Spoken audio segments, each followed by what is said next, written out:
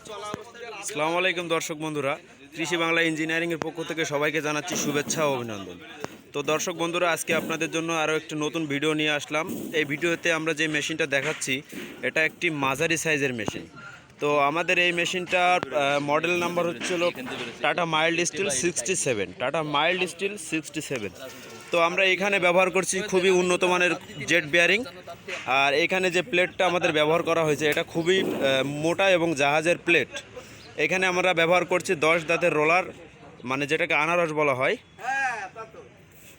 আর এখানে আমরা চারকোনা একটি গিয়ার বক্স এটা ব্যবহার করছি চারকোনা আকারে, যাতে করে এর ভিতরে কোনো প্রকার কোনো ধুলা বা বালি না যায়।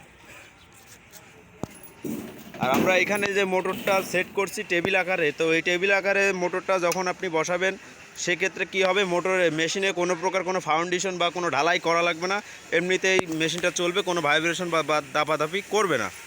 তো আমরা এখন খড় কেটে আপনাদেরকে দেখাবো আসলে ডাবল ব্লেড সহকারে মেশিনের সাইজটা কতটুকু আসে, খড়ের সাইজটা।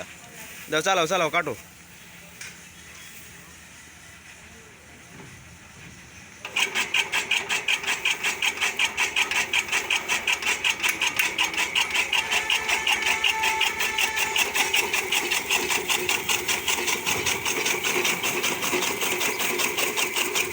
দর্শক বন্ধুরা, আপনারা দেখতে পাচ্ছেন যে আমাদের এই মেশিনটা অটোমেটিকলি একটি মেশিন, শুধুমাত্র খড়টা ধরায় দিলেই কাটতে থাকে, ঠেলা কোনো প্রকার কোনো ঠেলা দেওয়া লাগে না। এ কারণে আমাদের এই মেশিনে হাত যাওয়ার কোনো ভয় নাই, শুধু খড়টা ধরায় দিলেই চলে যাবে।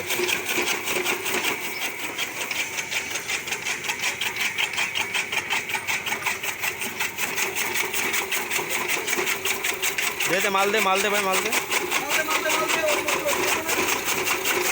তো এই মেশিনটা আমাদের পাশেরই আমাদের ভাই নিজেদের ভিতরে আপনের ভিতরে এক ভাই নিচ্ছে, তো তার জন্য মেশিনটা আর কি রেডি করা হয়েছে, তাকে মালটা ডেলিভারি করা হবে। আর এই কারণে এখন আমরা মেশিনটা চেকিং করতেছি। তো খড়ের সাইজটা দেখুন আপনারা।